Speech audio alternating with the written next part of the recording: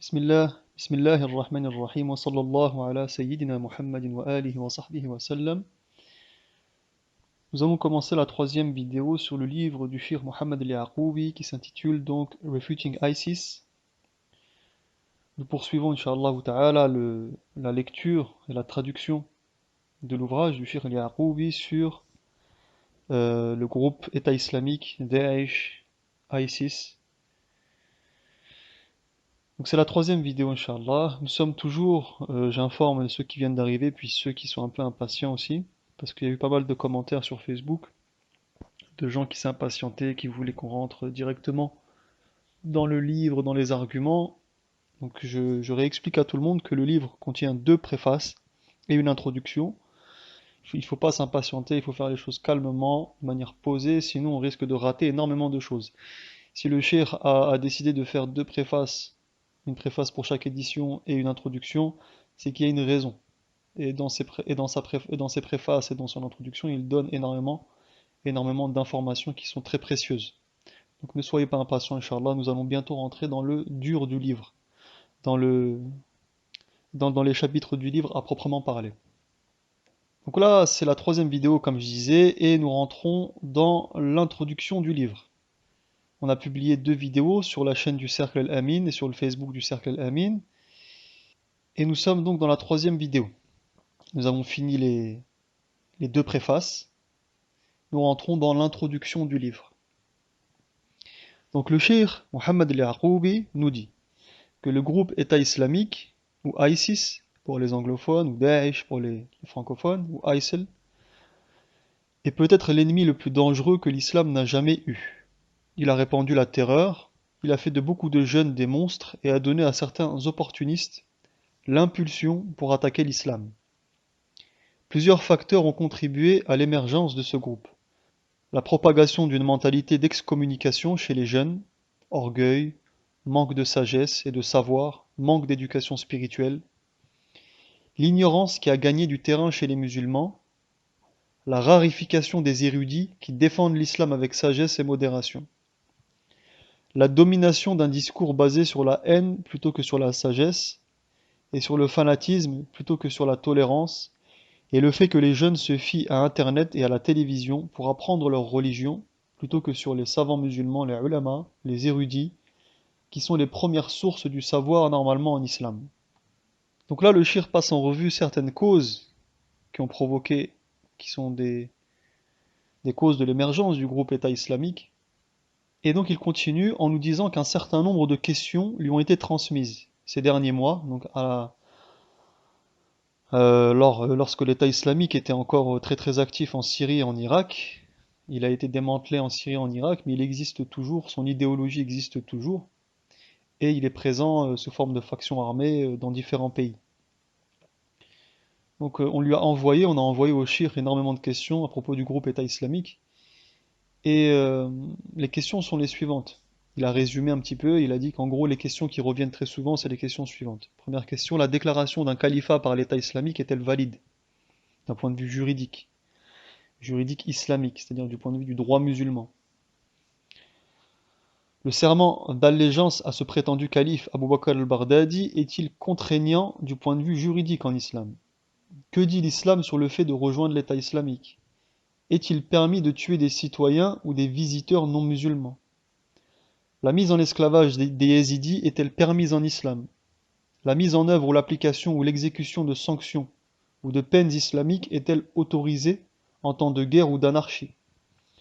Les musulmans sont-ils autorisés à combattre l'État islamique? Et l'État islamique représente-t-il l'islam et sont-ils toujours musulmans? Les crimes de l'État islamique sont-ils justifiés en islam? Comment faire pour protéger la jeunesse du lavage de cerveau par l'État islamique? Donc voici le genre de questions que reçoit très souvent et qu'a reçu le cheikh Mohammed al-Yaqoubi et qu'il expose ici dans son ouvrage. Le cheikh nous dit qu'un certain nombre de brigades en Syrie ont commencé à combattre l'État islamique. Je rappelle que le livre est écrit en 2015. Donc en 2015, depuis le début de la guerre en Syrie contre le gouvernement d'Assad et surtout au moment de l'émergence de l'État islamique, il y avait déjà énormément de factions musulmanes armées qui combattaient l'État islamique. Ça, c'est une chose que j'ai dit dans les vidéos précédentes et que je répète encore ici, les musulmans sont les premiers à avoir pris les armes en Irak et en Syrie pour combattre l'État islamique.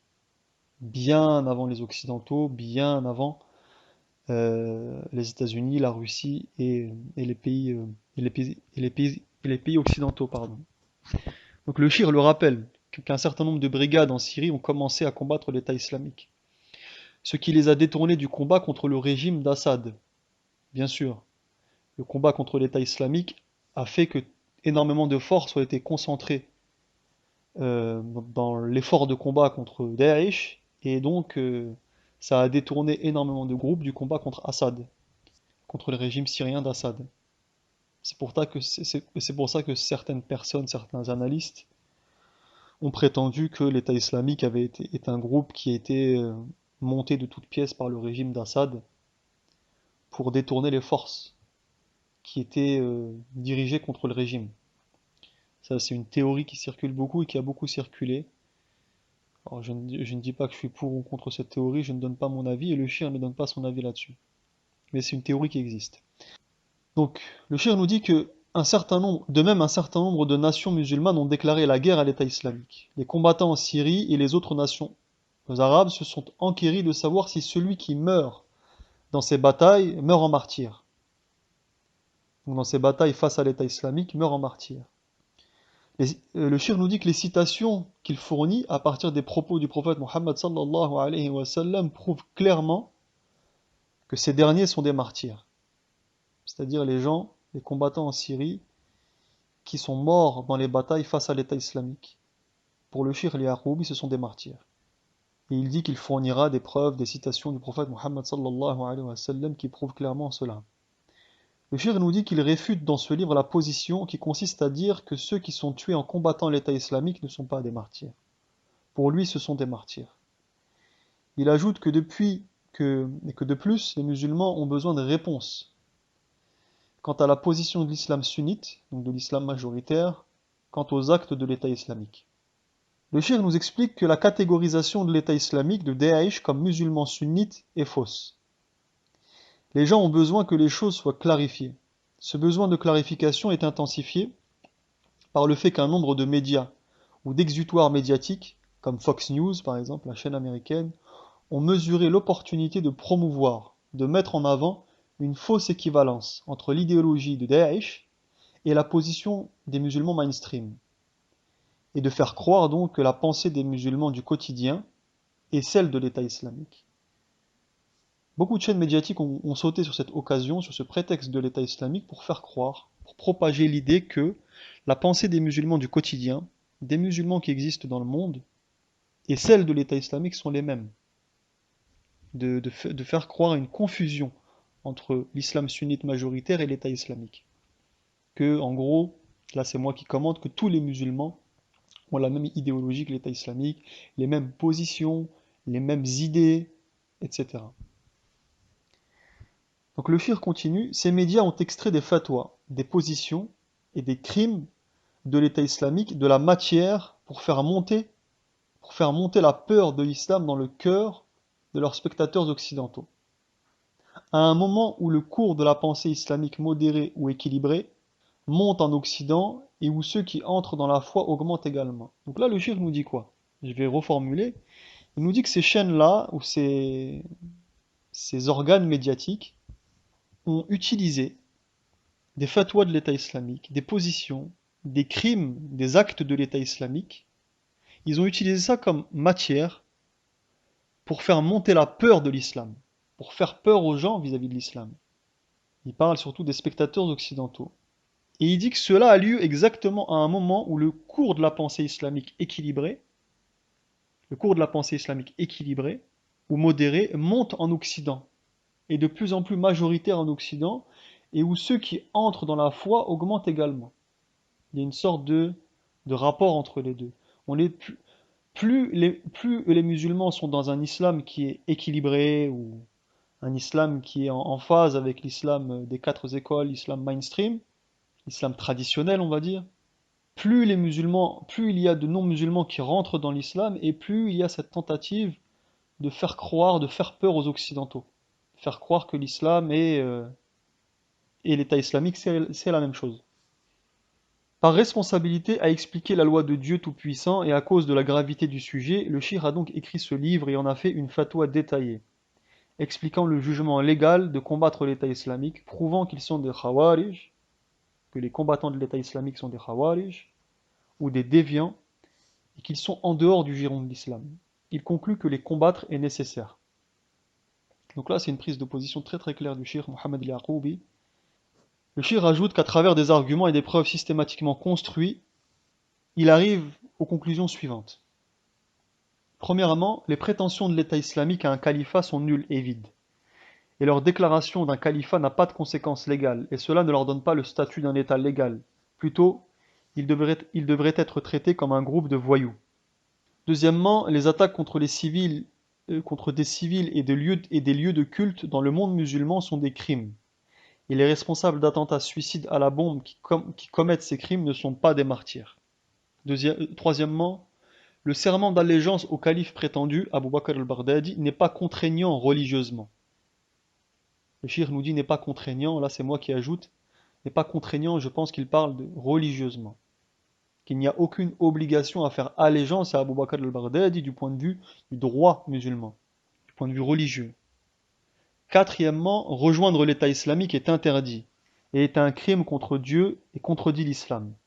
On ne peut être un vrai musulman et un membre de l'État islamique en même temps. Là, c'est le shir qui parle. Cinquièmement, le shir nous dit que les actions de l'État islamique sont en complète contradiction avec la charia. Et leurs crimes ne peuvent être justifiés en islam.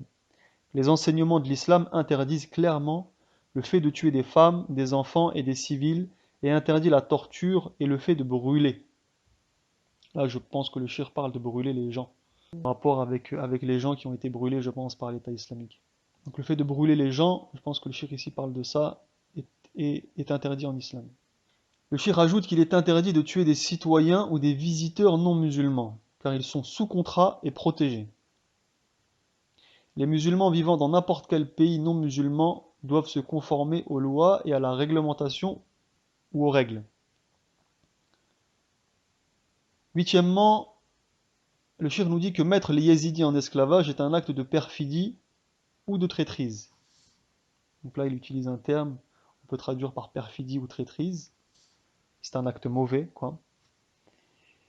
Donc mettre les yézidis en esclavage est un acte de perfidie ou de traîtrise, deux sens possibles, contre des gens innocents qui ont vécu côte à côte avec les musulmans pendant des siècles. Cela est en plus invalide. Donc encore une fois, je pense qu'il parle du point de vue juridique. L'esclavage est maintenant interdit par la suite ou en raison des traités internationaux, le shir nous dit. La mise en œuvre de sanctions pénales islamiques, donc tout ça en fait c'est des points, juste le shir cite de manière générale, mais c'est des éléments qu'il va développer dans le livre, de manière méticuleuse. C'est pas des choses qui sortent de sa tête. Donc là on est encore dans l'introduction, je le rappelle, tous ces points-là vont être méticuleusement développés dans le livre et dans les chapitres du livre. Donc neuvièmement, le shir nous dit que la mise en œuvre de sanctions pénales islamiques ou de peines islamiques en temps de guerre et d'ignorance est inacceptable ou interdit. Les musulmans doivent combattre l'État islamique et entraîner sa défaite. C'est une obligation légale religieuse pour les gens de la région dans l'objectif de démanteler cette entité criminelle. Donc on voit que les termes qu'utilise le shir à chaque fois, groupe de voyous, entité criminelle, c'est comme si le shir comparait presque l'État islamique à un cartel. Pour lui, c'est quasiment ou c'est un cartel. À l'image des cartels de la drogue au Mexique. Pour lui, c'est une entité criminelle.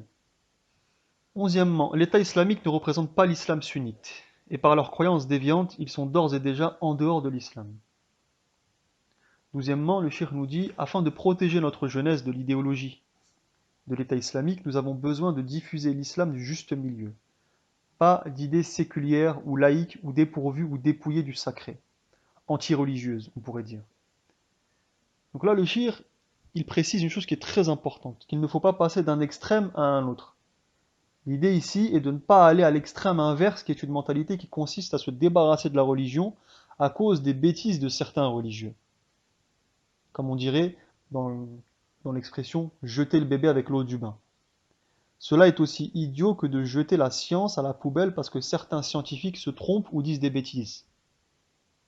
Donc je ferme la parenthèse de mon commentaire.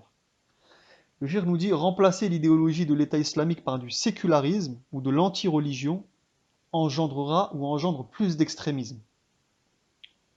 Le shir Mohammed el-Yaqoubi nous parle ensuite de la secte très connue des Khawarij. Il explique qu'elle est née au premier siècle de l'islam et qu'elle n'a cessé de se manifester à travers les siècles depuis. Ils sont connus pour avoir dévié de l'islam mainstream, de l'islam traditionnel, et ils étaient connus pour tuer les musulmans sous plusieurs prétextes. Donc la fameuse secte très connue des Khawarij qui a été anéantie par le compagnon du prophète et quatrième calife Ali ibn Abi Talib. Cette secte, dit le shir, est décrite dans plusieurs traditions prophétiques, dans plusieurs hadiths, que le shir détaillera dans les chapitres du livre, Inch'Allah. Selon les mots du prophète Muhammad sallallahu alayhi wa sallam, les suiveurs des Khawarij sont décrits comme des chiens de l'enfer. C'est un qualificatif. Ils sont décrits comme des chiens de l'enfer. Bien que la secte historique des Khawarij n'existe pas aujourd'hui, nous avons des preuves claires tirées de la tradition prophétique que cette secte réapparaîtrait à travers les siècles de l'islam. Des preuves claires de sa réapparition ou de sa résurgence. La comparaison entre les actes commis par l'État islamique et la description des Khawarij mentionnés par le prophète Muhammad sallallahu alayhi wa sallam dans les hadiths étaye ou justifie la conclusion du shir. Il nous dit que ça justifie sa conclusion. Que l'État islamique sont des Khawarij, des temps modernes, ce qui implique que les suiveurs de l'État islamique ont dévié de l'islam et qu'il est obligatoire de les combattre. Le shir nous dit qu'il a énuméré leurs crimes et qu'il a fourni des preuves illustrant leur infraction ou leur violation de la charia, de la loi sacrée. En Syrie et à travers le monde, ils ont tué des femmes, des enfants, des civils, des musulmans, des gens d'autres foi, d'autres religions. Ils ont trahi les citoyens non musulmans, kidnappé des visiteurs étrangers, torturé des prisonniers, brûlé vifs des personnes et mis en esclavage les yézidis, et d'autres crimes dont le lecteur trouvera des descriptions dans cet ouvrage.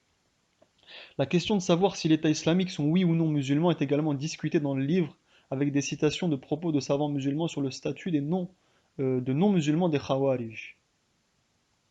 Le shir nous explique que l'État islamique n'est pas un État du point de vue de la charia, malgré sa prétention à en être un, et qu'il agit contre l'islam, et pour la destruction de l'islam, malgré sa prétention à appartenir à l'islam. L'État islamique utilise l'islam et la notion de djihad pour recruter des jeunes et trahir les musulmans qui se sentent oppressés. Le shir ajoute que l'État islamique les attire en les convainquant que les États musulmans actuels ne sont pas islamiques, et que donc par conséquent un État islamique doit être établi, et les musulmans doivent le rejoindre. En fait, ici, il nous explique la rhétorique de Daesh, de l'État islamique. Il ne prétend nullement que les États à majorité musulmans actuels sont parfaits quant à leur conformité à l'islam. C'est très très loin d'être le cas et chaque pays doit être étudié au cas par cas.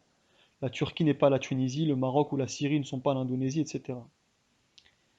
Donc attention, hein, le shir ne nous dit pas ici que les États à majorité musulmane dans le monde sont parfaits du point de vue de leur conformité à l'islam ou de leur fidélité à l'islam du prophète Mohammed sallallahu alayhi wa sallam. Non, c'est pas ce qu'il dit. Mais il dit que c'est ça la rhétorique de l'État islamique.